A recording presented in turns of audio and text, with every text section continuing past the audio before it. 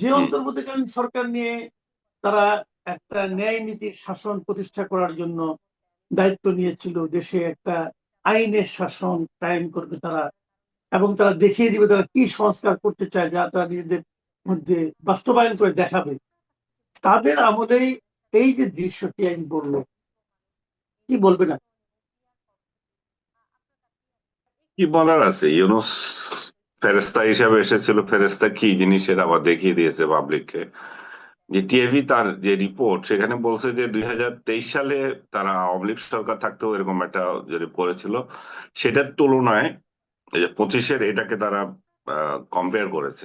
Compare করতে গিয়ে তারা দেখাচ্ছে যে এ, দেশের বিভিন্ন সেবা খাতে, মানে যারা সেবা খাতে সেবা গ্রহীতা যারা, তাদের মধ্যে 81% আপনার কোনো না কোনো ভাবে দুর্নীতির শিকার হয়েছে।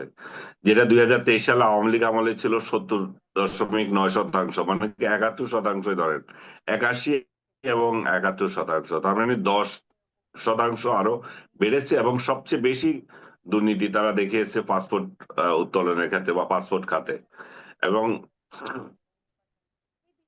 এটা বেড়ে দাঁড়িয়েছে যাতে এটা এই যে ইয়েটা 2023 সালের ঘুষের শিকার যারা হয়েছিলেন তাদের মধ্যে হচ্ছে 50.8% সেবা গ্রহীতা, যা 2025 সালে দাঁড়িয়েছে 63%। তার মানে এখানেও দেখেন 13-14 মতো বেড়েছে, 13 তো বাড়ছেই। তো এইগুলো নিয়ে পাবলিকের মাথার মধ্যে তো এখন ঢুকেছে যে ইউনুস কি শাসন আমাদেরকে দিয়ে গিয়েছিল, যে তার লোকজন যেটা আমরা যাদের তাদের কাছে যেটা আশা করেছিলাম, যে তারা একটা এমন একটা সহি সমাজ আমাদেরকে উপহার দেবে যেখান দিয়ে মানুষ একটা দৃষ্টান্তমূলক হতে পারে, যে নির্বাচিত সরকারগুলো আমাদেরকে যেভাবে দলীয় করণের শিকার হই, আবার আমরা সেবা খাতেও সেখানেও নানা রকম দুর্নীতি থাকে। কিন্তু দেখা যাচ্ছে যে ইন্টেরিয়াম গভর্নমেন্ট তার কোনো খায়েশ নাই অন্য কিছু, তার সরকারের আমলে পরিস্থিতি আরো বেশি খারাপ ছিল। এবং সেখানে শুধু কথার কথাই বলেছে ইউনুস, সেখানে ব্যক্তিগতভাবে বা তার সরকার এমন কোনো পদক্ষেপ নেয় নাই যে যেখানে এগুলো প্রিভেন্ট হতে পারে এবং এই দুর্নীতি কমতে পারে। বরং তার সরকারের বিভিন্ন ব্যক্তি দুর্নীতিতে আশ্রয় নিয়েছিল। এখন পত্রপত্রিকায় বেরোচ্ছে ইউনুস স্বয়ং দুর্নীতিতে আশ্রয় নিয়েছিল। নিজের যে দুর্নীতির মামলাগুলো ছিল সেগুলো সে খারিজ করে দিয়েছে। এবং তার তার বিরুদ্ধে করের যে মামলা ছিল সেটা খারিজ করে দিয়েছে। এবং যে বিভিন্ন আর্থিক লাভবান যেগুলো হয়েছে সেগুলো তো এর মধ্যে পত্রিকা এসেছে, নতুন করে কিছু বলার নাই। তার মানে এটা একটা প্রতিষ্ঠিত হলে যে বড় বড় কথা বলে শুধু ক্ষমতা দখল করলে হয় না বা ক্ষমতায় আসলে হয় না, এই যে সরকার পরিচালনার যে একটা কঠিন বাস্তবতা সেটাও জানতে হয়। এবং এই সমস্ত আনাড়ি লোকজনকে দিয়ে কখনো সরকার মানে চলতে পারে না। মানে এই যে আপনি বললেন যে সরকার পরিচালনা যে কতটা কঠিন, এটা হয়তো হ্যাঁ, উনি দায়িত্ব নিয়ে এসে বুঝেছেন। কিন্তু প্রশ্ন হচ্ছে, হ্যাঁ, কঠিন তো তখনই মনে হবে যখন নাকি কেউ ভালোভাবে সরকার চালাতে চাইবে। কিন্তু ওনারা হুম। কি সরকারটাকে ভালোভাবে চালানোর কোনো চেষ্টা কি ওনাদের মধ্যে ছিল, নাকি ওনারা নিজেরাই এর সঙ্গে জড়িয়ে গিয়েছিলেন? না, তাদের কোনো চেষ্টা ছিল না, তাদের একটাই চেষ্টা ছিল আওয়ামী লীগকে নিঃশেষ করো। আওয়ামী লীগকে নিঃশেষ করো, জামাতকে প্রতিষ্ঠিত করো, এনসিপি কে প্রতিষ্ঠিত করো, এটাই ছিল তাদের লক্ষ্য। দেশের জনগণের কি কল্যাণ হচ্ছে সেটা তাদের কোনো কোনো বিষয় ছিল না। আওয়ামী লীগকে দুর্নীতির প্রতীক হিসাবে প্রতিষ্ঠিত করতে গিয়ে সে দেখা গেল যে সে নিজেই দুর্নীতির প্রতীক হিসাবে এখন বাংলাদেশের শাসন আমলে প্রতিষ্ঠিত হয়েছে। তার থেকে নিকৃষ্ট শাসন এখন কেউ দিয়েছে বলে এখন আর বলা হয় না, এবং এরশাদ থেকেও খারাপ শাসন দিয়ে গেছে। আসলে শেখ হাসিনার সঙ্গে তুলনা করলে তো অবশ্যই খারাপ ছিল, সেটা পরিসংখ্যানই বলতেছে। সো বিশ্বমঞ্চে এই যে সাধু ভাবমূর্তি ইউনূস ধরে নিয়েছিল যে বাস্তবে যে এই মানে ব্যবস্থাটা বদলানো যে কত কঠিন পরীক্ষা, যে সেটা সে মানে প্রমাণ দিয়েছে আর কি। যে সে যে কতটা ব্যর্থ, এবং সে প্রশ্নগুলো এখন উঠতেই পারে। জি। আমরা আরো কিন্তু লক্ষ্য করেছি যে এই জিনিসটা আমি একটু জানতেই চাই, আমার কাছে আমি নিজে একটু কনফিউজ, যে এই যে এত দুর্নীতির অভিযোগ যাদের বিরুদ্ধে আছে, এবং যারা দুর্নীতি করেছে বলে আমরাও বিভিন্ন সময় আলোচনা করেছি, তাদের সেই দুর্নীতির কোনো বিচারের উদ্যোগ কিন্তু কেউ নিচ্ছে না। এবং এই সরকারের এমন আমরা দেখছি আদালতেও যা যে দু একটা বিচারের জন্য দুজন করেছে মামলা হিসাবে গৃহীত হয়নি। তো যদি বিচার না হয় তাহলে এটা কি উদাহরণ তৈরি করবে? এটা উদাহরণ তৈরি করবে যে মানুষ বুঝে নেবে যে ইউনুসকে ওয়াকওভার দেওয়া হয়েছে, ইউনুসের সাথে এমন কোনো আন্ডার টেবিল ডিল হয়েছে এই সরকারের, যাতে করে তাকে ছাড় দিচ্ছে, তার সাংবাদিকদের ছাড় দিচ্ছে। এটা তো এটা তো প্রতিষ্ঠিত। ইউনুস এসেছিল ওর কার্যক্রমে জামাতকে প্রতিষ্ঠিত করা, মুক্তিযুদ্ধকে ধ্বংস করা, অর্থনৈতিকভাবে লাভবান হওয়া এবং দেশটাকে আমেরিকার হাতে তুলে দিয়ে যাওয়া। এগুলো তার নীল নকশা অনুযায়ী সে খুবই সফল হয়েছে। এবং এই সফলতার পিছনে বর্তমান সরকারের সাথে তার কি ডিল হয়েছে সেটা তো কেউ জানে না। এই যে ফেব্রুয়ারিতে গিয়ে যে ইয়েতে যুক্তরাজ্যে গিয়ে তারেক রহমানের সঙ্গে তার কোন গোপন চুক্তি হয়েছে, কোন ক্ষমতা বলে আপনার আহ, তার পররাষ্ট্রমন্ত্রী এখন আগে জনই থাকে। হ্যাঁ, তো সবকিছু নিয়ে মানুষের মধ্যে তো একটা ধূম্রজল আছেই, কিন্তু সেটা তারাই ক্লিয়ার করবে। কিন্তু এখনো পর্যন্ত যা দেখা যাচ্ছে, ইউনূসের প্রশাসন যেভাবে চলছিল, এই প্রশাসন যে খুব ভিন্ন কিছু করছে তা না। কিছু কিছু ক্ষেত্রে পরিবর্তন আসছে, জামাতি কিছু লোককে পরিবর্তন করে অন্য কাউকে দিচ্ছে, কিন্তু ইউনূসের লোকগুলো তো ঠিক মতোই বহাল তবিয়তে আছে। যত অথর্ব যেখানে যে যে আছে তাকে সেখানে রেখে দিয়েছে। জি, আমরা দেখেছি আপনি যে এই পররাষ্ট্রমন্ত্রীর কথা বললেন, আমরা দেখলাম যে এই পররাষ্ট্র নীতি আমাদের যেটা, সেখানে আমরা এবার প্রথমে আমাদের প্রধানমন্ত্রীর প্রথম যে সফরটা হলো সেটা হ্যাঁ। মালয়েশিয়া হয়ে চীনে গেল। এবং হুম। চীনে যাওয়ার ফলে আমাদের যে আঞ্চলিক যে ভূ রাজনৈতিক যে হুম। মানে আঞ্চলিক রাজনীতি, এখানে কি হ্যাঁ, কিছুটা পরিবর্তন অথবা প্রভাব পড়বে বলে আপনি মনে করেন? অথবা চীন থেকেই বা আমরা কি পেলাম? চীন থেকে কি পেলাম এখনো পর্যন্ত আমরা বড় ধরনের ক্লিয়ার আমরা হতে পারি নাই। সে অর্থে যদি বলতে যাই যে পাওয়ার অর্থ যদি বিলিয়ন ডলার ইনভেস্টমেন্ট যদি আমরা মনে করি যে চীন দিয়েছে, সে অর্থে সেটা এখনো প্রকাশিত না। কতজন চীনা বিজনেসম্যান বাংলাদেশে আসতে চায়, তারা রিলোকেশনের কথা বলেছে, তাদের কিছু কিছু ফ্যাক্টরি বা বাংলাদেশের সাথে তাদের আগ্রহ প্রকাশ করেছে যখন প্রধানমন্ত্রী তাদের সাথে সেখানে বৈঠক করেছিল। এবং বাংলাদেশ তো তাদের জন্য অলরেডি আনোয়ারাতে একটা ইকোনমিক জোন তৈরি করেছে। এবারে সফরে এই আরেকটা জোনের কথা উঠে এসেছে, সেটা হচ্ছে যে মোংলায় একটা ইকোনমিক জোন করা। এটা ইন্ডিয়াকে দিয়েছিল বিগত শেখ হাসিনা সরকার, কিন্তু ইন্ডিয়া যথাসময়ে এটা ঠিক মতো করতে পারেনি, কিংবা ইন্ডিয়াকে পছন্দ নয়, সেজন্য হতে পারে ইউনুস এটা বাতিল করেছে। এখন সেখানে জাপান চায়নাকে আমন্ত্রণ জানানো হয়েছে। চায়না সেটা কি করে এখনো আমরা জানি না। এই বৈঠকে আমরা যদি খেয়াল করে দেখি দেখি যে ইনভেস্টমেন্টের সেটা সরাসরি কোনো আসে নাই। সহযোগিতার ক্ষেত্রটাও ক্লিয়ার হয়নি কত কত দিচ্ছে। এর আগে চাইনিজ প্রেসিডেন্ট যখন বাংলাদেশ সফর করেছিলেন তখন 27 বিলিয়ন ডলার ইনভেস্টমেন্টের কথা উঠেছিল। সেই দীর্ঘ মনে হয় 10 বছর হয়ে গেছে উনি এসেছিলেন যে। তো মাত্র সাড়ে সাত 7 বিলিয়ন বা 7.5 বিলিয়নের মতো ইনভেস্টমেন্ট হয়েছে। এবং যেগুলো ইনভেস্ট হয়েছে খুবই ধীর গতি, মানে চাইনিজ ইনভেস্টমেন্ট গুলো। বাংলাদেশের তরফ থেকে তো বারবার বলা হচ্ছে যে যাতে ইনভেস্টমেন্ট দ্রুত হয় এবং আরো বাড়ে। আর আর যে ঋণ সুবিধা যেটা আছে, ঋণের হার, সেই সরি এটা কি বলে, সুদের হার, সেটা যাতে একটু কমে। এবং আহ, বাংলাদেশ ঋণ পরিশোধ করার ক্ষেত্রে টেনিউরটা যাতে আরো বাড়ে। তো এই সমস্ত বিষয়গুলো এবারও আলোচনা হয়েছে। এবং 13টা সমঝোতা স্বাক্ষর হয়েছে বাংলাদেশ এবং চীনের মধ্যে। তার মধ্যে কয়েকটা গুরুত্বপূর্ণ ছিল। আর প্রতিরক্ষা বিষয়ে কথা বলেছে যে সামনে তারা একটা আলোচনা করে একটা আউটলাইন তৈরি করবে কোন কোন বিষয়গুলোতে তারা সহযোগিতা করতে পারে, একটা ওয়ার্ক ফ্রেম তৈরি করবে যেটা তাদের ভাষায়। আর যথারীতি রীতি বাংলাদেশ তাইওয়ান ইস্যুতে একমত হয়েছে। বাংলাদেশের সবসময় এক চীন নীতির বিশ্বাসী, তাইওয়ানকে বাংলাদেশ ওন করে না। তারপর আর যে বিষয়গুলো আছে, রোহিঙ্গা একটা বড় ইস্যু। এই রোহিঙ্গা ইস্যুর আমি কোনো বড় ধরনের সমাধান এখানে এই আলোচনায় এসে দেখি নাই। সেই গতানুগতিক একই কথা যে মায়ানমারের সঙ্গে আলোচনার ক্ষেত্রে আমরা সহযোগিতা করব। এই সহযোগিতার প্রতিশ্রুতি চায়না বহু আগে থেকে আমাদেরকে দিয়েছে, কিন্তু সেটা তারা রাখে নাই। তারা মধ্যস্থতাকারী হিসাবে খুবই অসৎ, এবং তারা বরাবরই মায়ানমারের পক্ষ নিয়ে আছে। এবং বাংলাদেশের সাথে তাদের আরেকটা বড় সমস্যা হচ্ছে যে সীমান্তে আমাদের মায়ানমারের সঙ্গে অনেক জায়গায় মাইন পোতা আছে। সেগুলা নিয়ে আমরা একটা চাইনি সহযোগিতা চাওয়া উচিত ছিল, বা চেয়েছে হয়তো, আমি জানি না এটা নিয়ে কি করেছে তারা। আর সীমান্ত রোহিঙ্গা ইস্যু যেহেতু বড় ইস্যু, রোহিঙ্গাদের আহ, এটা সমাধান হওয়া আমাদের জন্য এসেনশিয়াল।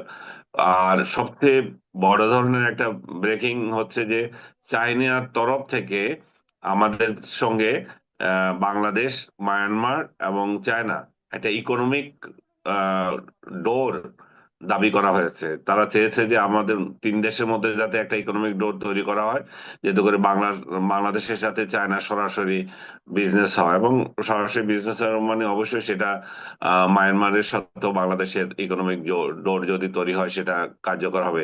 কিন্তু এই ইকোনমিক ডোর নিয়ে, করিডোর দেওয়া নিয়ে, ডোর মানে করিডোর দেওয়া, এই করিডোর দেওয়া নিয়ে এর আগেও বহুবার কথা হয়েছিল। খালেদা জিয়ার সরকার যখন আগে ছিল 2001 সালে, তখনও আপনার লুকিস্ট পলিসির অংশ হিসাবে বাংলাদেশ চেয়েছিল একটা ইকোনমি এই করিডোর এখানে তৈরি করার জন্য, তার সাথে যাতে করে কুনমিনের সঙ্গে বাংলাদেশের সরাসরি যোগাযোগ হয়, এবং কারণ সেটা সবচেয়ে কাছের হয়। কিন্তু ওই উদ্যোগ আর মানে আলোর মুখ দেখেনি। এবার কতটা আলোর মুখ দেখবে আমি জানি না, কারণ চায়না নিজেরাই প্রস্তাব করেছে। আবার বাংলাদেশের তরফ থেকে এখনো এই বিষয়ে এখনো পর্যন্ত কোনো কথা বলা হয়নি। তো এইগুলোই হচ্ছে মূল বিষয় ছিল। আর বাংলাদেশের তিস্তার ইস্যুতে তারা তো সহযোগিতার কথা বলেছে। তারা অলরেডি এটাকে কি বলে, গ্রাউন্ডে পরীক্ষা করা যে বিষয়টা সেটা করেছে। এখন সহযোগিতা কতটা আশা করা যায় জানি না। শুধু তিস্তা নয়, তিস্তা সহ অন্যান্য আহ, নদীর ক্ষেত্র, আহ, নদী ব্যবস্থাপনায় সহযোগিতা করার কথা বলা হয়েছে। তিস্তার ক্ষেত্রে আমরা বেশি গুরুত্ব দিচ্ছি, কারণ সেটা ফারাক্কার নিচে। এবং এটা এটা নিয়ে বাংলাদেশ একটা বড় ধরনের স্বপ্ন দেখছে যে এরকম একটা বড় প্রজেক্ট যদি বাস্তবায়ন করতে পারে, তাহলে বাংলাদেশের বহু অঞ্চল আপনার আহ শুকিয়ে যাওয়া থেকে রক্ষা পাবে, পাশাপাশি কৃষিক্ষেত্রে একটা বিপ্লব আসবে। জি। আমরা আলোচনার একদম শেষ পর্যায়ে আমি একটা ঠিক পলিটিক্স অথবা এই ধরনের ঘটনার বাইরে অনেকটা ব্যক্তিগত একটা বিষয় নিয়ে আলোচনা করতে চাই। যে এই বিশ্বকাপটা এখন মোটামুটি চলছে, আমার ধারণা রাত জেগে আপনিও খেলা দেখছেন কিনা জানি না, টাইমিংটা আমাদের জন্য খুবই একটা হয়ে গেছে। হ্যাঁ, তারপরেও এই বিশ্বকাপ এখন পর্যন্ত যা দেখছেন, প্রথম পর্যায়ের খেলা প্রায় শেষ, গ্রুপ পর্যায়ের খেলা, আমার দুটো প্রশ্ন আপনার কাছে যে কেমন লাগছে, এবং আপনার কোনো ফেভারিট দল আছে কিনা, সেই দলের পারফরমেন্স নিয়ে কিছু বলবেন। আমি ভেরি ফ্র্যাঙ্কলি আমি খুব সিরিয়াসলি খেলা দেখছি না এই জন্য যে টাইমটা খুবই মানে উল্টাপাল্টা। এইটা হয়তো গ্রুপ পর্বের খেলা শেষ হলে পরবর্তী পর্যায়গুলো দেখতে পারবো। আর আমার এমবাপ্পে খুব পছন্দের, একটা ইয়াং তেজি প্লেয়ার। তো এমবাপ্পের জন্য আমি চায়নাকে, এই সরি, ফ্রান্সকে সাপোর্ট করছিলাম গত বছর থেকে। আর এর আগে আমি জার্মানিকে সাপোর্ট করেছিলাম 3 বার। জার্মানিও ভালো করেছে। আর তার অনেক আগে যখন স্টুডেন্ট লাইফে ছিলাম, বা তারও পরে ব্রাজিলকে সাপোর্ট করতাম। তো ব্রাজিল আমাকে খুব হতাশ করেছে। আমি ব্রাজিলকে নিয়ে এখন আর, মানে নেইমার ভালো খেলে, সেটা একটা ভালো বিষয়, কিন্তু আমি ব্রাজিলকে এখন আর ওইভাবে মানে করি না। মনের গহীনে একটা টান আছে, কিন্তু ওইভাবে আর প্রিয় দল নয়। এখন প্রিয় দল বলতে কোনোটাই না। তবে এমবাপ্পের জন্য ফ্রান্সের প্রতি আমার একটু ভালোবাসা জন্মেছে। আর আর যে যে ধরুন ব্রাজিল হলে আর্জেন্টিনার ভালো খেলায় যাদের মন জ্বলে, আমার ওরকম জ্বলে না, মজা করি। কিন্তু তার মানে এই নয় যে আমি আর্জেন্টিনার বিরোধী। আমি আর্জেন্টিনা, মেসির সাথে তো কারো তুলনায় হয় না। So right. এবং বাংলাদেশের লোকজনও এত ক্রেজি মেসির খেলার জন্য। তো সেদিক থেকে আমার মনে হয় যে আহ, বাংলাদেশে তো দুই পার্টি হয়ে আছে অলরেডি। আমার পার্টি হয়তো মেসি, ইয়ে, এমবাপ্পের পার্টি বোধহয় হয়তো কম আছে। তারপর আমি চাই যে ফ্রান্স এবার বিশ্বকাপটা জিতুক। আর বাংলাদেশের বেশিরভাগ লোক যেহেতু আর্জেন্টিনাকে চাচ্ছে, আহ, তারাও, এবং আর্জেন্টিনা ব্রাজিল এই দুইটাও যদি সফল হয়, মোট কথা হচ্ছে আর্জেন্টিনা, ব্রাজিল, জার্মানি, ফ্রান্স, এই চার দলের মধ্যে যদি যে কেউ জিতে আমি খুশি হব। ইভেন পর্তুগাল জিতলেও খুশি, কারণ CR7 তার শেষ বেলায় যদি একটা কাপ নিতে পারে, তার জন্য একটা গৌরব। এখন প্রথম প্রশ্ন হলো যে আপনার যে কারা করলো বলেন, আসলে তো একটা চিঠি দেখছেন, তো চিঠিতে কিন্তু তারা লিখছে যে সিন্ডিকেটের সবাই একজনের ওই প্রস্তাবের ভিত্তিতে তারা এটা বাতিল করছে। সিন্ডিকেটের সবাই তারাই করছে, অর্থাৎ বাংলাদেশ মেডিকেল বিশ্ববিদ্যালয়ে যে তারা অথরিটি যারা আছে আমি তারাই তো ভাবছি করছে পিছনে অর্থাৎ। পিছনে কারণটি কি এবং কারা এর না, পিছনে ইন্ধন জুগিয়েছে? না, কারণ প্রথম কথা হলো যে কারণটা আমি যদি সিনসিয়ারলি বলি, আমি মনে করি কারণ আমি জানি না কেন করলো, কোন যুক্তিতে করলো, কেন করলো, এটা বলা মুশকিল। কারা ইন্ধন যোগাচ্ছে সেটাও আমি বলতে পারছি না, কারণ না জেনে ঠিক অনুমান করে কারোর উপরে ব্লেম দেওয়াটাও ঠিক না। এটা আমার মানে বলতে বলতে পারেন যে চরিত্রের বিরুদ্ধে আর কি, এটা আমি করতে চাচ্ছি না। তবে অথরিটি দায়ী, এর জন্য অথরিটি করছে এটা। প্রশাসন যে আছে বঙ্গবন্ধু, এ, বঙ্গবন্ধু না, এখন তো হলো বাংলাদেশ মেডিকেল বিশ্ববিদ্যালয়, সাবেক বঙ্গবন্ধু শেখ মুজিব মেডিকেল বিশ্ববিদ্যালয়, তারা অথরিটি, তারা কিন্তু একটা বিজ্ঞপ্তি দিচ্ছে দিচ্ছে যে তারা এটা সিন্ডিকেটের সবাই তারা ডিসিশন নিচ্ছে। শুধু তাই না, আমার এই যে আজীবন এমিরেটাস এটা তো বাতিল করছেই। আবার আমার একটা আমার কিন্তু বেতন টেতন না, এটা একটা অনারিয়াম, সম্মানিত যে কিছু দিত, এবং সেই টাকাও নাকি ফেরত দিতে হবে, এটাও কিন্তু তারা বলছে। এটা তারাই করছে। তো আমি মনে করি যে যারাই করুক, আমার দিক থেকে আমি ব্যক্তিগত আমার খুব যেটা খুব খারাপ লাগছে তা বলবো না আমি, আমার তেমন কিছু যায় আসে না। যারা করছে কাজটা আমি মনে করি ঠিক করে নাই, অন্যায় করছে, এটা অযৌক্তিক একটা কাজ করছে আর কি। আমার উপর এটা তারা অন্যায় করছে। এইটা আমি আমি যে কোনো ভাবেই হোক, এটা তো জিনিসটা ওইভাবে করে না। কেন আমাকে তো আত্মপক্ষ সমর্থনের কোনো সুযোগই দিল না। কি জন্য করলো, কোনো যুক্তি আছে এটার? করলো, তারা হয়ে গেল, একজন বললো আর অমনি হয়ে গেল, এটা তো হয় না। কোনো নিয়ম নীতি তো মানা উচিত। আহ, যদি নিয়মই না মানে তার দেশ চলবে কিভাবে? কোনো নিয়মই মানছে না, মানে তাদের মতো করে করে দিল আর কি। একজন বললো হয়ে গেল, তাই কি হয়ে গেল? এটা যৌক্তিকতা খুঁজতে হবে না? এটা করা তো উচিত ছিল। অথবা আমাকে বলতে পারতো, এক্সপ্লেনেশন কল করতে পারতো, আমার আত্মপক্ষ সমর্থনের সুযোগ দিত। আমার যদি উত্তরে তারা খুশি না হতো, স্যাটিসফাই না হতো, তখন করতে পারতো, তাহলে জিনিসটা আরো শুভনীয় হতো। তো সেই কাজটা কিন্তু তারা করে নাই আর কি। না, তারা যেটি বলছে, চিঠিতে যেটি উল্লেখ করা হয়েছে যে 2024 সালে বিশ্ববিদ্যালয়ের 92তম সিন্ডিকেট সভায় মানে কেউ একজন প্রস্তাবটি তোলেন এবং একই সিন্ডিকেটে এমিরেটাস অধ্যাপক নিয়োগ অধ্যাদেশ সংশোধন করা হয় এবং আপনাকে যা এমিরেটাস অধ্যাপক হিসেবে নিয়োগ দেওয়া হয়, যেটি কোনো প্রক্রিয়া মেনটেন করে হয়নি। আসলে কি নিয়মগুলো এরকম তারা যা বলতে চাইছে? প্রথম কথা হলো, ওরা যে বলছে, যেটা তো দেখাচ্ছে জুনের 24, আমার কিন্তু এমিরেটাস হিসেবে নিয়োগ দেওয়া হয় 22 সনে, ফেব্রুয়ারি মাসে। এটা আরো 2 বছর আগে। ওখানে কিছু সংশোধন হচ্ছে, এটা হয়তো সত্য, কিন্তু প্রক্রিয়া কেন মানলো না? এটা একটা প্রক্রিয়ার মাধ্যমে কিন্তু হয়। যেমন আমার বায়োডাটা তারা দেখছে করে, আমাদের মেডিসিন ডিপার্টমেন্ট থেকে একটা প্রপোজাল যায়, প্রপোজাল যায় ডিনের কাছে, ডিন সেটা যদি অ্যাপ্রুভ করে তাহলে টেকনিক্যাল কমিটি আছে, ওখানে যায়। এরপরে কিন্তু যায় একাডেমিক কাউন্সিল, এরপরে হলো সিন্ডিকেট, সিন্ডিকেটে পাশ করার পরে কিন্তু আমাকে এটা বানানো হয়। 5টা স্টেপ পার করার পরে আমাকে এমিরেটাস অধ্যাপক হিসেবে কিন্তু নিয়োগ দেওয়া হয় আমার যোগ্যতার ভিত্তিতে। ধরে নিলাম যে এই ক্ষেত্রে আপনার ক্ষেত্রে কোনো প্রক্রিয়া মেনটেন করা হয়নি, তাদের বক্তব্য আমরা আহ, আহ, কথা বলার স্বার্থে ধরে নিলাম যে তারা যদি বলছে সত্য, কিন্তু নিয়োগটি যখন যেমন প্রক্রিয়া মেনটেন করে দেওয়া হবে, আবার নিয়োগ বাতিলও তো নানান ধরনের প্রক্রিয়া মেনটেন করে কাজটি সম্পন্ন করতে হবে, তাই না?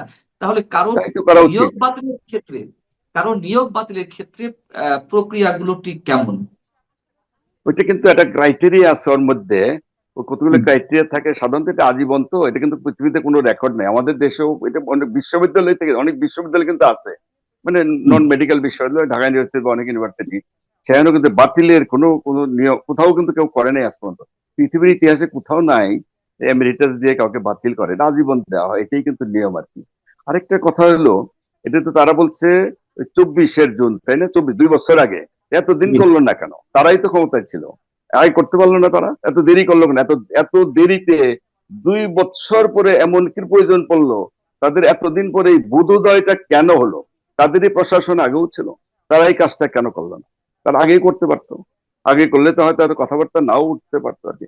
2 বছরের পরে এসে তাদের মাথায় ঢুকলো এটা নিয়ম নীতি ঠিক মতো হয় না, এতদিন বুঝে নাই, তাহলে তাদের কি যোগ্যতা আছে? তাহলে তারা কেন এটা বুঝতে পারলো না? আসলে মানুষের একটা দেখেন, জিজ্ঞাসা যে কত টাকা ভাতা দেওয়া হয় বা সম্মানী দেওয়া হয় ইমেরিটাস অধ্যাপকদের, এটি অঙ্কটা কেমন জানতে পারি? এই অঙ্কটা হলো যে লাস্ট যখন আমি রিটায়ারমেন্টে, যে কোনো প্রফেসর রিটায়ারমেন্টে যে বেসিক যেটা স্যালারি থাকে এটা দেওয়ার নিয়ম, তাও কিন্তু তারা দেয় নাই। তারা করছে কি, আমি তো রিটায়ারমেন্টে গেছি, রিটায়ারমেন্টে কিন্তু একটা এমন তো রিটায়ারমেন্টের একটা টাকা তো পাই আমি। ওরা করছে রিটায়ারমেন্টের টাকা দুইটাই মিলে বেসিক যে স্যালারি প্রফেসর, এটা করছে তারা, পুরো টাকাটাও কিন্তু তারা দেয় না। এটা একটা অনিয়ম করছে, অন্যায় করছে। এটা বেসিক স্যালারি রিটায়ারমেন্টের সময় যা থাকে এটা পাবে, এটাই দেওয়ার নিয়ম, কিন্তু তারা সেটাও করে নাই। আমি তো পেনশন তো পাবো, এটা তো নর্মাল। পেনশনের বাইরে বেসিক স্যালারিটা দেওয়ার কথা, এই টাকাটা কিন্তু তারা দেয়, পরিমাণটা একদম যোগ করে নিজেদের মতো করে দিছে। এখানেও তারা একটা অনিয়ম করছে। আহ মানে এর পিছনে কারণগুলো এখন অনেকে খোঁজার চেষ্টা করছে। কেউ কেউ বলছেন, বা আমি যদি আপনাকে সরাসরি প্রশ্ন করি, আপনি সাবেক প্রধানমন্ত্রী শেখ হাসিনার ব্যক্তিগত চিকিৎসক ছিলেন, সেটি আপনার যোগ্যতার ভিত্তিতেই আপনি এই কাজটি করে যেতেন বা তার ব্যক্তিগত চিকিৎসকের দায়িত্ব পালন করেছেন। আহ এটি কি আহ আহ প্রতিহিংসার কারণ, বা এটি মূল কারণ কিনা? আসলে কথা হলো, আমি তো আসলে মানে যেহেতু আমাকে কিছু বলে নাই, জিজ্ঞাসা করে নাই, কারণও দর্শায় নাই, এটা তো বলা মুশকিল। তবে হয়তো বা তাই হবে। তাছাড়া বিভিন্ন মিডিয়াতে দেখছি অনেকেই তাদের লোকজন কমেন্ট করছে, মনে হয় এটাই মূল কারণ আর কি। এছাড়া তো আমি আর কোনো কারণ খুঁজে পাই না। যদি আমার অযোগ্যতা কিছু থাকতো, কিছু নাই, সেটাও তারা বলতে পারতো। ঘুরে ফিরে তো কথা ওইটাই মনে হচ্ছে, এটাই মূল কারণেই মনে হচ্ছে। কিন্তু আমার মানে মানুষের মিডিয়ার বিভিন্ন সংবাদের ভিত্তিতে আমি বলতেছি এটা। তারপরে আমি বলবো যে এক্স্যাক্টলি আমি জানি না, তা এটা আমার মনে হয় সবচেয়ে ভালো হয়, যেহেতু তারা অথরিটি, তারা এটা করছে, যদি সুযোগ হয় আপনি তাদের সঙ্গে কথা বলে দেন, কেন তোমরা করলা, কোন কোন কারণে করলা, তারা এক্সপ্লেন করবে। এটা আপনি পারলে তাদেরকে একটু জিজ্ঞেস করে দেখেন, হুম। একটু আহ, সুন্দর হয়, ব্যাপারটা শোভনীয় হয়। এবং এই যে অপসংস্কৃতি শুরু হয়েছে শুধু আপনার ক্ষেত্রে নয়, ডক্টর ইউনূস সরকারের সময় থেকে নানান বিশ্ববিদ্যালয় থেকে, কলেজ থেকে অধ্যাপকদের যেভাবে মবের শিকার করে বা মবের মধ্যে ফেলে তাদেরকে মানে রিজাইন দিতে বাধ্য করা হচ্ছিল, বা কাউকে কাউকে রিজাইন দিতে বাধ্য না করা হলে কাউকে কাউকে অপসারণ করা হয়েছে। অসংখ্য শিক্ষার্থী বিভিন্ন মেডিকেল কলেজ বা বিশ্ববিদ্যালয় থেকে বিভিন্ন কারণ দেখিয়ে এই গত 2 বছরের মধ্যে অনেক শিক্ষার্থীকে বহিষ্কার করা হয়েছে, কাউকে সাময়িক, কাউকে আজীবনের জন্য স্থায়ী, ইনক্লুডিং ইউ। আমরা সবশেষ পর্যায়ে খুব বড় একটি জায়গায় দেখলাম আপনার ক্ষেত্রে এটি করা হলো। এইগুলো আসলে কোন বাংলাদেশকে ইন্ডিকেট করছে, কোন বাংলাদেশের দিকে আমরা যাচ্ছি, আপনার কি মনে হয়? না, আমার মনে হওয়ার মধ্যে তো একটা কথা হলো যে আমি আসলে তো কোনো রাজনৈতিক ব্যক্তিত্ব না, আমি কোনোদিন রাজনীতির সঙ্গে আসলে জড়িত ছিলও না, সুতরাং আমি রাজনৈতিক বক্তব্য দিতে চাচ্ছি না। আমার ব্যক্তিগত মনে হয়, বিশেষ করে আমার মনে হয় এটা প্রতিহিংসা পরায়ণ করেই এটা করছে, তারা হিংসার ভিত্তিতেই করছে। আর অন্যান্য জায়গায় যেগুলো করছে, এইটা সম্বন্ধে আমি কমেন্ট করতে চাচ্ছি না, তাদের ব্যাপার, তারা কেন করলো তারাই বলতে পারবে। যেহেতু আমি চাকরিতে নাই, এটা তো আমার চাকরি না, এটা তো অনারারি পরিশ্রমে। আমি চাকরিতে থাকলে হয়তো আমি এটার শিকার হইতাম কিনা তাই বা কে জানে, হয়তো বা হইতাম আর কি। এছাড়া তো আমার আর বলার কিছু নাই আর কি। অন্য জায়গায় যারা করছে তারা জানে কেন তারা করলো। আরেকটা বিষয় মনে করিয়ে দিতে চাই যে এমনি তো আপনার চিকিৎসা সেবার বিষয়ে অনেকের কাছেই বিষয়টি পরিচিত। আমরা জানি কম বেশি যারা আমরা আপনাকে চিনি, আপনি যেভাবে স্বাস্থ্য সেবা দিয়ে আসছেন, বিশেষ করে হতদরিদ্র বা গরিব মানুষদের ক্ষেত্রে আপনি যেভাবে পাশে দাঁড়িয়ে দাঁড়িয়ে থাকেন। একটি বিষয় আমি একটু দর্শকদের উদ্দেশ্যে মনে করে দিতে চাই এবং আপনার কাছে একটু জানতে চাই যে বিষয়টি কেমন ছিল যখন এই দেশে একটি মহামারী এলো, সাম্প্রতিক সময়ে করোনা মহামারী। আমি যতদূর জানি যে এই করোনা মহামারীটা যখন সিভিয়ার, মানে করোনাটা সিভিয়ার পর্যায়ে যাচ্ছিল, মহামারী পর্যায়ে যাচ্ছিল, তখন সরকার কি করবে না করবে, মানে তৎকালীন আওয়ামী লীগ সরকার, এটা যখন একটা বিভ্রান্তির মধ্যে থাকা হচ্ছিল, তখন সাবেক প্রধানমন্ত্রী শেখ হাসিনা আপনার পরামর্শ চাইছিলেন যে আসলে এই বিষয়টি কোন পর্যায়ে আছে। এবং আমি যতদূর জানি যে পরামর্শটি আপনি দিয়েছিলেন যে অ্যাট ওয়ান্স এটাকে মহামারী ঘোষণা করতে হবে। এই বিষয়টি যদি আপনি একটু মনে করে দিতে, আসলে মানে কি ঘটেছিল তখন? না না, তখন তো আপনারা সবাই জানেন আমি ওই সময় মিডিয়াতে বিভিন্ন পত্রপত্রিকা বলেন, টেলিভিশন, অনলাইন, কত কিছুতে আমি অনেক সময় করছি মানুষকে সচেতন করার জন্য। চেষ্টা তো আমি চালিয়ে যাচ্ছি যতটুকু পারি। শুধু তাই না, আমি করোনার তো চিকিৎসা প্রচুর প্রচুর চিকিৎসা করছি, নিজের ভয় ভীতি উপেক্ষা করে। একসময় তো আমি আক্রান্তও হলাম, আমার ওয়াইফ আক্রান্ত, আপনি জানেন তো উনি করোনা কিন্তু মারাও গেছেন। জি জি জি। সুতরাং আমি নিঃস্বার্থভাবে যতটুকু পারি মানুষের জন্য চেষ্টা দিয়ে যাচ্ছি। ওই সময় মাননীয় প্রধানমন্ত্রী শেখ হাসিনাকে আমি বুঝাইছি আর কি, এই যে বিভিন্ন সময় কত রকমের লকডাউন, তারপরে ভ্যাকসিন, এগুলো তো কমিটি ছিল আরো, কিন্তু আমিও যতটুকু টেকনিক্যাল পার্সন হিসেবে, ডাক্তার হিসেবে, এগুলো কিন্তু আমি তাকে বোঝানোর যতটুকু পারি চেষ্টা করছি। মহামারী ঘোষণা করা, এটা তো আমার দায়িত্বের মধ্যে পড়ে। আমি চেষ্টা করছি, যেটা ভালো মনে করছেন উনি এটা করছেন। আমি দেখলাম যে আমি যদি না করি দেশের এই ক্রাইসিসে মানুষের জন্য, আমার তো মানুষের ভালো করা, আমি তো ডাক্তারের ডাক্তারি লাইনে করা, অন্য কিছু না। এই লাইনে আমি যতটুকু পারার চেষ্টা কিন্তু আমি করছি। ইভেন আপনারা জানেন, আমার মনে হয় আপনার সঙ্গে বোধহয় দু একটা প্রোগ্রাম আমি করছি টেলিভিশনে, কিন্তু অনেক প্রোগ্রাম করছি। টার্গেট ছিল মানুষকে সচেতন করা, মানুষ যাতে ভালো থাকে, সুস্থ থাকে, করোনা আক্রান্ত না হয়, কি করতে হবে না হবে, কাদের ভ্যাকসিন নিতে হবে, কি ওষুধ খেতে হবে, এগুলো কিন্তু আমি চেষ্টা করছি জনগণকে যতটুকু সম্ভব সচেতন করার জন্য, তাদের চিকিৎসা সেবা দেওয়ার জন্য। তো যতটুকু করে করছে। এবং তৎকালীন মাননীয় প্রধানমন্ত্রী শেখ হাসিনা, আমি কিছু কিছু যেগুলো পরামর্শ দিছি, প্রায় যেগুলো গ্রহণযোগ্য হয়েছে উনি এগুলো গ্রহণ করছেন। তারপর যেটা আপনি বললেন লকডাউন বলেন, মহামারী ঘোষণা বলেন, টিকা বলেন, ওষুধপত্র, অনেক ওষুধ টিকা আমদানি করা দরকার যেগুলো দেশে অ্যাভেলেবল না, বাইরে থেকে আনা দরকার, এগুলো আমি কিন্তু বলার চেষ্টা করছি। এবং সেগুলো হলে উনি কিন্তু করছেন, এগুলো আনছেন। তখন এটা অসত্যের কিছু নাই, ওই সময় রেকর্ড আছে, সব দেখলে কিন্তু সব জানতে পারবেন। এগুলো কিন্তু আমি যতদূর পারি আমার সামর্থ্য অনুযায়ী আমি কিন্তু করছি। আল্লাহ তালা কি করে আপনি ভালো দেখি। থাকবেন, আপনার জন্য শুভকামনা। একটা নিয়োগ বাতিল হলেই সবকিছু যে ধসে পড়লো নিজের ব্যক্তিগত জীবন এক্স্যাক্টলি থেকে, তাই, আমিও তাই মনে করি। আমার সবকিছু ধসে বললো তা তো না, আমি তো আমার মতো তো আছে, আমার কাজ তো চলে যাচ্ছে, আমি লেখালেখি করি, প্রায় পত্র পত্রিকা লিখি, আমি চিকিৎসা সেবা যদ্দূর। ভারতে কোনো বিষয়ে এই ধরনের অনুষ্ঠানে অংশ নেবেন, তখন তিনি ভারতের কেন্দ্রীয় মন্ত্রীদের সঙ্গেই এক আসনে বা এক সারিতে তিনি অবস্থান করবেন। এটা হচ্ছে একেবারে সাধারণ, বলা যায় যে তর্জমার কথা। কিন্তু মূল বিষয়টি হচ্ছে যে তাকে ক্যাবিনেট পদমর্যাদার মানে হাই কমিশনার হিসেবে তাকে ক্যাবিনেট পদমর্যাদা বা একজন পূর্ণ মন্ত্রীর মর্যাদা দেওয়া হয়েছে। দীনেশ ত্রিবেদী অতীতে ভারতের স্বাস্থ্য প্রতিমন্ত্রী এবং রেল মন্ত্রকের পূর্ণমন্ত্রী ছিলেন। ফলে এরকম একজন রাজনীতিবিদ তিনি যখন বাংলাদেশের হাই কমিশনার হয়েছেন, তখন তার এই যে বিশেষ মর্যাদা, যেটাকে আমরা র্যাঙ্ক বলি, এই বিশেষ মর্যাদাটি সত্যি তাৎপর্যপূর্ণ। যে একজন রাজনীতিবিদ, তিনি যেহেতু পেশাদার কূটনীতিক নন, রাজনীতির মানুষ, তাই তাকে এই মানে পদমর্যাদাটি দেওয়া হয়েছে, এমনটি আলোচনায় আছে। আমি এই প্রসঙ্গে আরো বিস্তারিত আলোচনা করার আগে এটা বলি যে অনেকে বলার চেষ্টা করছেন যে এটি একটি নজিরবিহীন ঘটনা। তা কিন্তু নয়। ভারতের এর আগে পশ্চিমবঙ্গেরই মানুষ, প্রাক্তন মুখ্যমন্ত্রী সিদ্ধার্থ শঙ্কর রায়, যিনি একজন নামজাদা ব্যারিস্টার ছিলেন এবং মানে ভারতের স্বনামধন্য স্বাধীনতা সংগ্রামী চিত্তরঞ্জন দাসের নাতি, সিদ্ধার্থ শঙ্কর রায়, তিনি মানে ভারতের রাষ্ট্রদূত হয়েছিলেন 1992 সালে। তৎকালীন প্রধানমন্ত্রী নরসিংহ রাও তাকে ভারতের রাষ্ট্রদূত করে আমেরিকায় পাঠিয়েছিলেন। তার আগে তিনি ছিলেন পাঞ্জাবের খুব হাই প্রোফাইল গভর্নর। মানে এমন সময় তিনি গভর্নর ছিলেন যখন পাঞ্জাবে খলিস্তানি মুভমেন্ট চরম আকার নিয়েছে এবং বিচ্ছিন্নতাবাদীরা, সন্ত্রাসবাদীরা বা জঙ্গি সংগঠনগুলি দিনরাত পাঞ্জাবকে অশান্ত করে রেখেছে। সেই সময় কঠোর হাতে পাঞ্জাবের পরিস্থিতি দমন করার ভার ছিল সিদ্ধার্থ শঙ্কর রায়ের হাতে। এর আগে পশ্চিমবঙ্গের নকশাল আন্দোলন দমনেরও তার একটা বড় রাজনৈতিক কৃতিত্ব বলে ধরা হয়। তিনি পশ্চিমবঙ্গের মুখ্যমন্ত্রী থাকাকালীন পশ্চিমবঙ্গের যথেষ্ট উন্নতি ঘটিয়েছিলেন। তার আগে পশ্চিমবঙ্গ বিষয়ক মন্ত্রী ছিলেন কেন্দ্রের মন্ত্রিসভায়।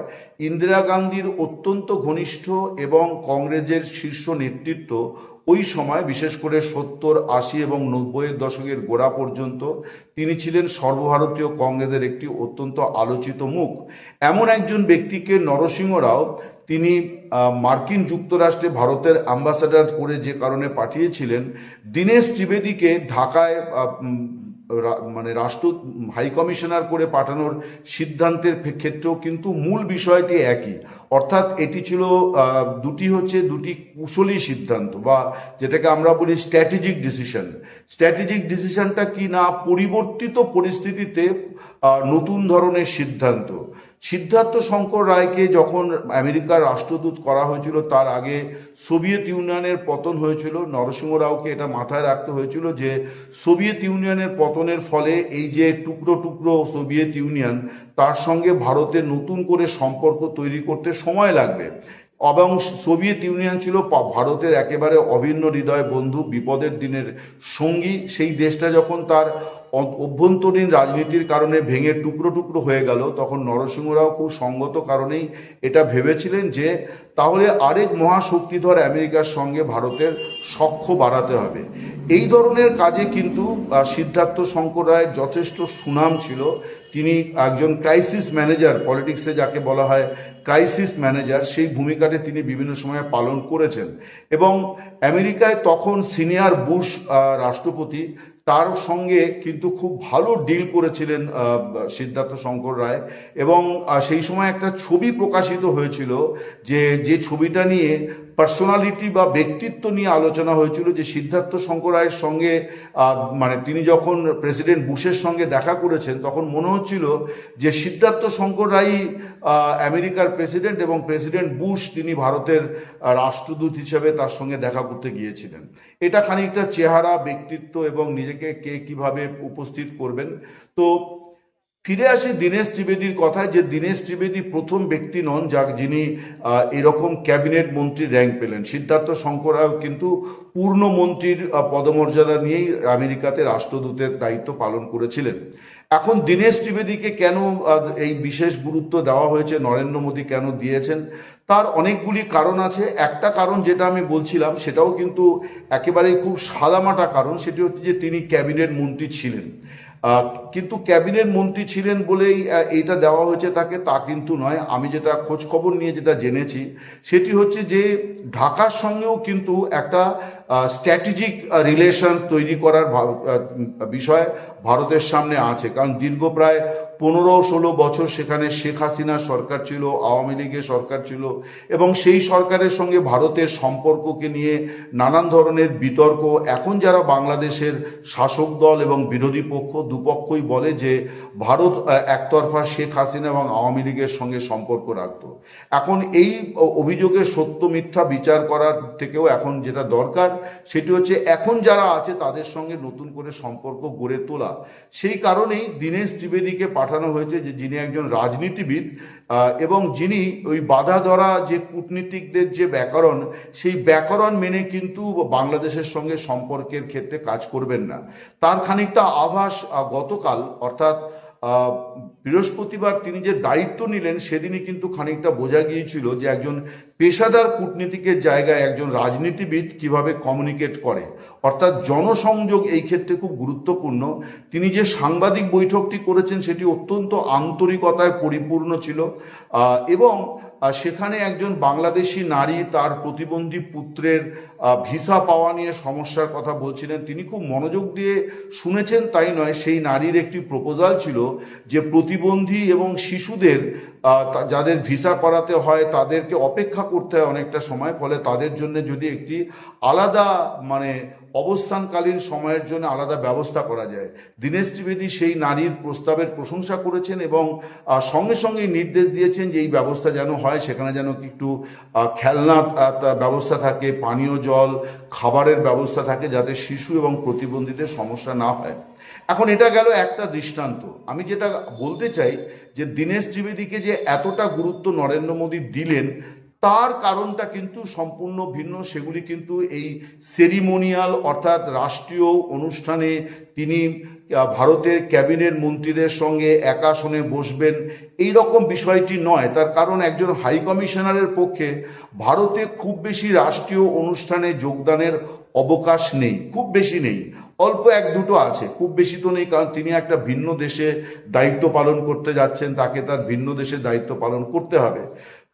যেটা বোঝা যাচ্ছে এবং যেটা জানা যাচ্ছে যে এই যে ক্যাবিনেট মন্ত্রী র্যাঙ্ক দেওয়ার ফলে দীনেশ ত্রিবেদী অনেকটা স্বাধীনভাবে কাজ করবেন, অর্থাৎ কথায় কথায় তাকে ভারতের পররাষ্ট্র মন্ত্রক বা ভারতের বিদেশ মন্ত্রী এস জয়শঙ্করের সঙ্গে সলা পরামর্শ করে বা বিদেশ সচিব বিক্রম মিশ্রির সঙ্গে সলা পরামর্শ করে চলতে হবে না। যে সিদ্ধান্তগুলি তিনি মনে করবেন দেশের জন্য মঙ্গলদায়ক, দেশের জন্য ভালো হবে, সেগুলি তিনি স্বাধীনভাবেই সিদ্ধান্ত নেবেন এবং প্রস্তাব আকারে হয়তো পাঠিয়ে দেবেন, কিন্তু প্রস্তাবগুলো পাশ হয়ে যাবে।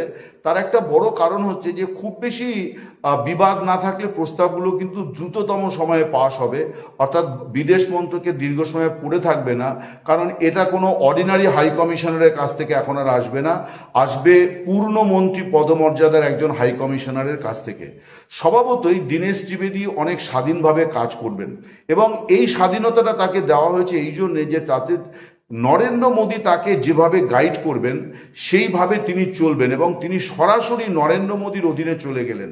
তার কারণ তিনি কিন্তু এখন আর এস জয়শঙ্কর বিদেশ মন্ত্রী, তার অধীনস্থ হাই কমিশনার নন। দীনেশ ত্রিবেদী বাংলাদেশের হাই কমিশনার, বর্তমান নতুন হাই কমিশনার, তিনি স্বয়ং পিএমও ইন্ডিয়া, অর্থাৎ নরেন্দ্র মোদীর অধীনে তিনি কাজ করবেন, নরেন্দ্র মোদীর কাছে তিনি জবাবদিহি করবেন, নরেন্দ্র মোদী তার কাছে জবাবদিহিতা চাইতে পারেন এবং নরেন্দ্র মোদী তাকে পরামর্শ দেবেন, তিনি নরেন্দ্র মোদীর সঙ্গে পরামর্শ শেয়ার করবেন, ভাব বিনিময়, ধারণা বিনিময় করবেন এবং সেই মতো কাজ করবেন।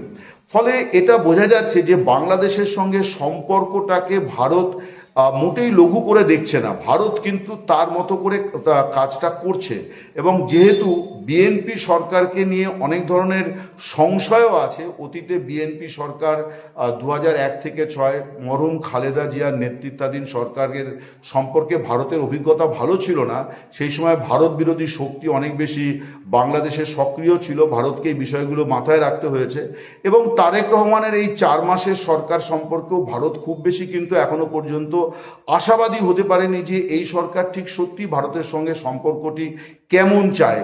কিন্তু ভারতের তরফে একটা প্রস্তুতি নেওয়া হচ্ছে যে ভারত এই তারেক রহমানের সরকার যতদিনই থাকুক, যদি তারা তাদের যোগ্যতায় 5 বছর থাকে তাহলে 5 বছরই থাকবে, যদি তারা আবার জিতে আসে তাহলে আবার তারা সরকার করবে, কিন্তু ভারত তার একটা কৌশলগত নীতি নিতে চাইছে বাংলাদেশ সম্পর্কে এবং সেই কারণেই তারা একজন রাজনীতিবিদ এবং নরেন্দ্র মোদী তার একেবারে অত্যন্ত ঘনিষ্ঠ এই রাজনীতিবিদকে পাঠিয়েছেন। দীনেশ ত্রিবেদী তার রাজনৈতিক জীবনে এটাও ঠিক যে বিজেপিতে শেষ 5 বছর তিনি কার্যত তার কোনোই পদাধিকার ছিল না, কিছুই ছিল না, তিনি ছোটখাটো অনুষ্ঠানে হাজির হতেন। নরেন্দ্র মোদী এটাও নিশ্চয়ই কাউন্ট করেছেন যে এইরকম একজন ব্যক্তি যিনি হাসি মুখে অনেক কিছু জয় করতে পারেন, তাকে কেন আমি ফেলে রাখবো, তাকে কেন আমি একটা কাজে ব্যবহার করব না। যেমন এই প্রসঙ্গে আমি বলি যে আমাদের কলকাতার CAB cricket control board of Bengal এবং তার যিনি প্রেসিডেন্ট ছিলেন এবং পরবর্তীকালে বিসিসিআই এবং আইসিসির প্রেসিডেন্ট ছিলেন জগমোহন ডালমিয়া, প্রয়াত জগমোহন ডালমিয়া, তার সম্পর্কে বলা হতো যে ভারত পাকিস্তানের সম্পর্ক যদি স্বাভাবিক করতে হয় তাহলে জগমোহন ডালমিয়াকে ইসলামাবাদে ভারতের রাষ্ট্রদূত করে পাঠানো উচিত, কারণ তিনি গেলে পরে অচিরেই সম্পর্ক ভালো হয়ে যাবে। অর্থাৎ জগমোহন ডালমিয়া একজন ক্রাইসিস ম্যানেজার ছিলেন, সকলকে নিয়ে চলতে পারতেন। দীনেশ ত্রিবেদী সম্পর্কে এই কথাগুলি আছে যে তিনি খুব সহনশীল ব্যক্তি এবং সদা হাস্যময় এবং সকলকে নিয়ে চলার একটা বিষয় তার মধ্যে আছে, আবার তার মধ্যে ত্যাগ তিতিক্ষাও আছে। তিনি যখন বিজেপিতে যোগ দিয়েছেন তখন তার কিছুদিন আগেই কিন্তু তিনি তৃণমূলের টিকিটে রাজ্যসভার এমপি হয়েছিলেন, কিন্তু রাজ্যসভার পূর্ণ মেয়াদ শেষ করার অপেক্ষা তিনি করেননি, তিনি নরেন্দ্র মোদীর কথায় বিজেপিতে যোগদান করেছিলেন বা বিজেপিকে তিনি বেছে নিয়েছিলেন।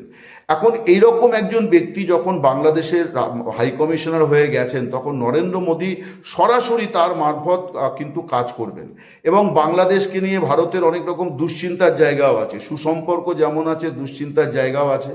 ভারত এটা মনে করে যে তারেক রহমানের সরকারের পক্ষে খুব দ্রুত চীনের সঙ্গে দূরত্ব তৈরি করা বা পাকিস্তানের সঙ্গে দূরত্ব তৈরি করা সম্ভব নয়। নৈকট্য তারা কতটা তৈরি করে এটা ভারতের উদ্বেগের বিষয়। ফলে ভারত বাংলাদেশ সম্পর্কে সুসম্পর্ক চায়, কিন্তু একটা সতর্কতার সঙ্গেই সে পা ফেলবে। এই সতর্কতার বিষয়টি কিন্তু এখন আসবে একেবারে সর্বোচ্চ স্তর থেকে, অর্থাৎ নরেন্দ্র মোদী তার যে রাজনীতি এবং তার সঙ্গে কূটনীতিকে মিশিয়ে বাংলাদেশের সঙ্গে সম্পর্কটাকে নতুন করে ডিফাইন করতে চান, অর্থাৎ নতুন একটা মানে কি বলা যায় সংজ্ঞা বা বর্ণনা বা ভাবনা তিনি আনতে চান, যেটার সঙ্গে কিন্তু ডেফিনেটলি শুধুমাত্র কূটনীতি নয়, বিজেপির যে নিজস্ব রাজনীতি, নরেন্দ্র মোদীর যে রাজনীতি, সেই রাজনীতিটাও কিন্তু সেখানে সমানভাবে গুরুত্ব পাবে। সে কারণেও কিন্তু একজন রাজনীতিবিদকেই পাঠানো হয়েছে, যাতে বিজেপির যে রাজনীতি, সেই রাজনীতির মধ্যে একটা বৈদেশিক নীতির মধ্যেও তার একটা রাজনীতি আছে। সে ইন্ডিয়ান ডায়াসপোরাকে সর্বত্রই একত্রিত করার চেষ্টা করছে। বাংলাদেশেও হিন্দু সংখ্যালঘু সম্প্রদায়ের সঙ্গে বিজেপি একটা কানেক্টিভিটি তৈরি করার চেষ্টা করেও ফেলেছে অনেকটা। ফলে এগুলি সবই কিন্তু দীনেশ ত্রিবেদীর মানে বিবেচনার মধ্যে আসবে, তার কার্যধারার মধ্যে আসবে। একই সঙ্গে যেটা আছে যে শেখ হাসিনা, তাকে নিয়ে যে পরিস্থিতি, তার এবং আওয়ামী লীগের ভবিষ্যৎ, এই বিষয়গুলো কিন্তু ধীরে ধীরে আলোচনায় আসবে। কারণ একজন রাজনীতিবিদের পক্ষে এই আলোচনাগুলোর জন্যে তিনি অনেক পলিটিক্যাল ফোরামের সঙ্গে আলোচনা করতে পারবেন। বাংলাদেশের সুশীল সমাজ, বাংলাদেশের বিভিন্ন রাজনৈতিক দল, বিএনপি, জামাত, এনসিপি, জাতীয় পার্টি, বামপন্থী দলগুলি এবং যে মানে বিশাল সুশীল সমাজ আছে, সকলের সঙ্গেই তিনি অবাধে কিন্তু আলাপ আলোচনা করতে পারবেন।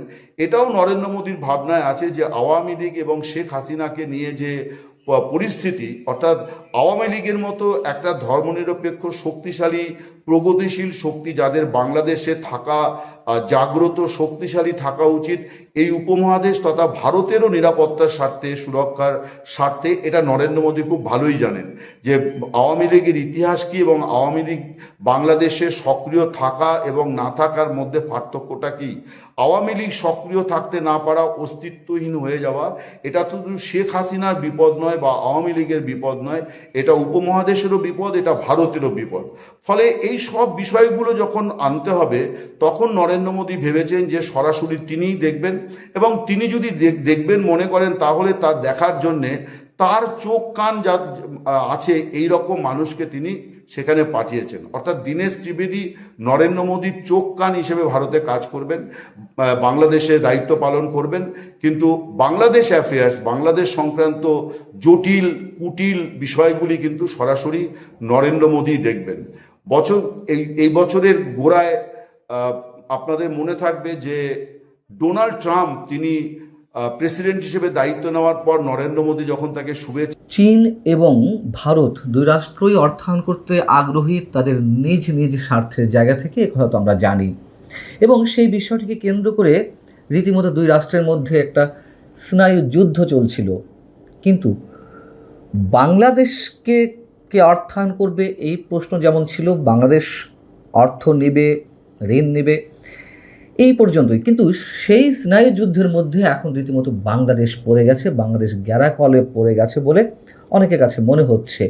কারণটি হচ্ছে, আমাদের প্রধানমন্ত্রী তারেক রহমান যে চীন সফরে গেলেন, সেখানে নানান বিষয়ে কথাবার্তা হবে, আঞ্চলিক নিরাপত্তা থেকে শুরু করে অর্থনৈতিক বিষয়, ঋণ, বিভিন্ন বিষয়ে সমঝোতার স্মারক বা চুক্তি স্বাক্ষরিত হবে। এবং এই বিষয়গুলো তো অনেক আগে থেকেই হোমওয়ার্ক চলছিল আমাদের সরকারের মধ্যে।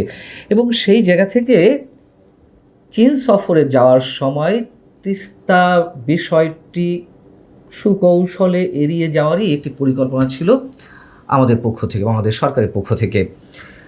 তার একটি উদাহরণ যে এরই মধ্যে মোটামুটি জানা গেছে যে এই প্রকল্পে চীন বা ভারত কারোর অর্থায়নে গ্রহণ করবে না বাংলাদেশ, এমন একটি সিদ্ধান্ত নেওয়া হয়েছে, প্রাথমিক সিদ্ধান্ত। এবং এও জানা গেছে যে একনেকের একটি সভায়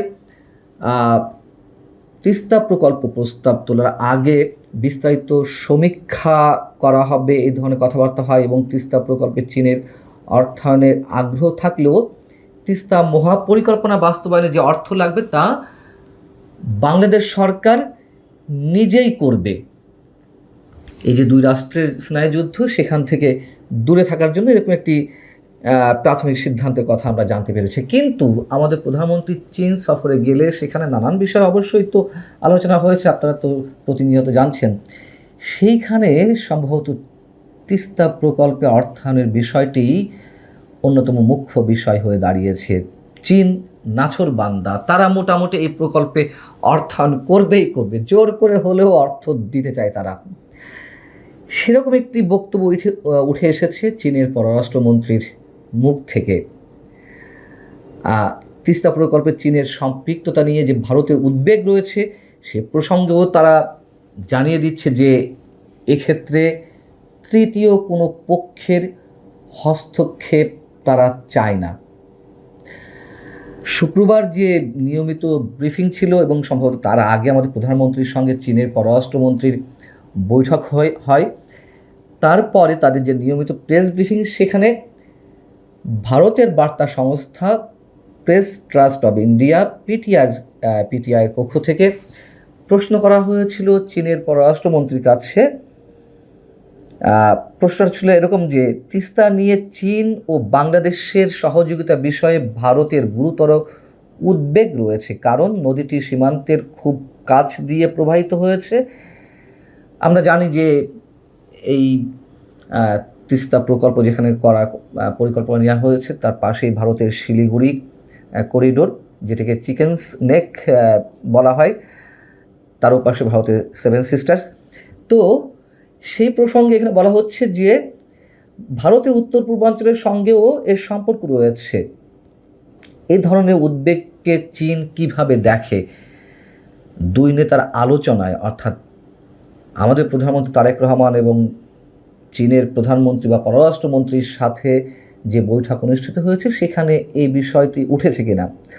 উত্তরে চীনের পররাষ্ট্র মন্ত্রণালয়ের মুখপাত্র গৌ জিয়াকুন তিনি বলছেন, আমি জোর দিয়ে বলতে চাই, চীন বাংলাদেশ সহযোগিতায় তৃতীয় কোনো পক্ষকে লক্ষ্য করে নয়, বরং এটা তৃতীয় পক্ষের হস্তক্ষেপ মুক্ত থাকা উচিত।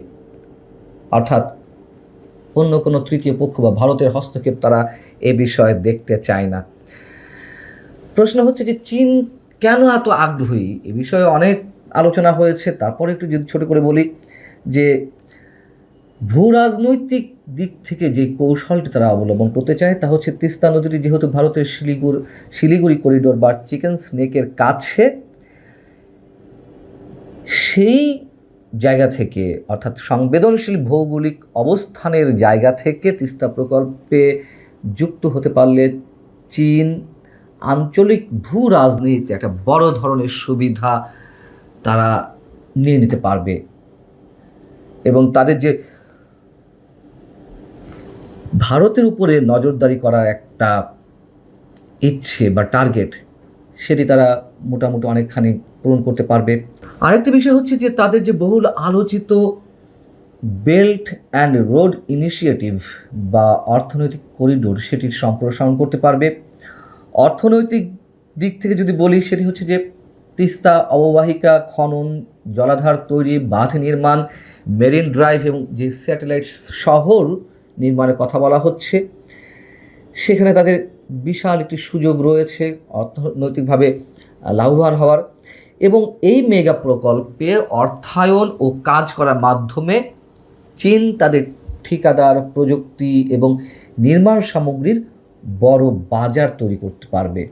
আরেকটি হচ্ছে বাণিজ্যিক জায়গা থেকে নদী খননের ফলে যেই প্রায় 250 বর্গ কিলোমিটার জমি উদ্ধার হবে, সেই জমিতে নতুন শিল্পাঞ্চল বা অর্থনৈতিক হাব গড়ে তোলার পরিকল্পনা রয়েছে চীনের, এবং এখানে চীনের উৎপাদিত পণ্য এবং বিনিয়োগের নতুন একটি ক্ষেত্র তৈরি হবে। নানান দিক থেকে চীনের এই টার্গেট যে এই প্রকল্পে তারা অর্থায়ন করবে, কিন্তু ভারতের মূল চিন্তার বিষয় হচ্ছে তাদের সীমান্ত সুরক্ষা বা তাদের সীমান্তের উপরে চীনের নজরদারির বিষয়টি রোধ করা। 2011 সালে যখন ভারতের তৎকালীন প্রধানমন্ত্রী মনমোহন সিং বাংলাদেশে এলেন, তখন শেখ হাসিনা সরকার ছিল। দুই সরকার প্রধানের মধ্যে তিস্তার পানি বন্টন চুক্তির বিষয়টি সমঝোতা হয়েছিল, কিন্তু সেই সমঝোতাটি আর বাস্তবে রূপ নেয়নি। আমরা জানি যে পশ্চিমবঙ্গের মুখ্যমন্ত্রী মমতা বন্দ্যোপাধ্যায়ের তুমুল আপত্তির পরিপ্রেক্ষিতে এই চুক্তি আর সম্পাদন করা সম্ভব হয়নি। এই সময়ের মধ্যে অর্থাৎ 2019 সালের দিকে আমাদের তৎকালীন প্রধানমন্ত্রী শেখ হাসিনা যখন চীন সফরে গেলেন, সেই সময় তিনি এই প্রকল্পে অর্থায়ন পেতে চীনের কাছে আবেদন জানিয়েছেন, এমন একটি খবর গণমাধ্যমে উঠে আসে। কিন্তু এই খবরের সঙ্গে সঙ্গে ভারতের উদ্বেগ স্পষ্ট হয়ে ওঠে। ভারত যখন উদ্বেগ জানাতে থাকে তার মধ্যেই চীন তিস্তা প্রকল্পে বাংলাদেশকে $100 কোটি দেওয়ার প্রস্তাব দেয়। এদিকে 2024 সালের মে মাসের দিকে আপনাদের নিশ্চয় মনে আছে, ভারতের তৎকালীন পররাষ্ট্র সচিব বিনয় কোয়াত্রা বাংলাদেশে ছুটে এলেন এবং এই প্রকল্পে অর্থায়নের বিষয়ে তারা আবারও তাদের আগ্রহের কথা আমাদের কাছে তুলে ধরল। এরপর যেটি হলো যে শেখ হাসিনা যখন জুনে ভারত সফরে গেলেন, তখন খুব দ্রুত ভারত তাদের একটি কারিগরি দল বাংলাদেশে পাঠাবে এই তিস্তা প্রকল্প নির্মাণের বিষয়ে, এমন একটি ঘোষণা দেওয়া হয়। কিন্তু তার মোটামুটি 1 মাস পর এসে আওয়ামী লীগ সরকারের পতন ঘটে 2024 আগস্টে, এবং ওইখানেই ভারতের সঙ্গে বিষয়টি থেমে যায়। তারপর তো ডক্টর ইউনূস সরকার এলো, আর ভারতের সাথে এই বিষয়টি আর এগিয়ে নেওয়ার তো কোনো প্রশ্নই ওঠে না। তারপর থেকে আমরা দেখলাম ডক্টর ইউনূস সরকারের সময় থেকে চীনের আবার দৌড়ঝাঁপ এই প্রকল্পে অর্থায়ন করার ক্ষেত্রে। কিন্তু বিএনপি সরকার আসার পরে হয়তো ভালো একটি উদ্যোগ নিয়েছিল সত্য যে এই প্রকল্পে পদ্মা সেতুর মতন আমরা নিজেরা অর্থায়ন করব। কতটুকু পারা যাবে না পারা যাবে সেটি